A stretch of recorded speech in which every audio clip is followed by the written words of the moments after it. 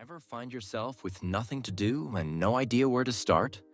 Well, today, I'm sharing some simple things you can do to get going, even when it feels like there's nothing going on.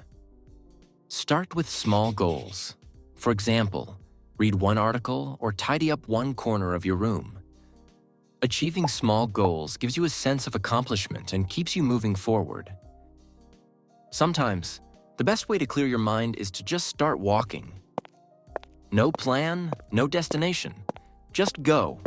You might discover a hidden gem, gain a new perspective, or simply enjoy the change of scenery. And in the process, you've actually done something meaningful. Why not challenge yourself by learning something new? Pick up a new language, learn a new musical instrument, or even start creating content on YouTube. It'll keep you engaged, boost your abilities, and add value to your idle time. Sometimes, we don't know what to do, right? But don't forget, taking a break is important. Take a deep breath, relax, and clear your mind.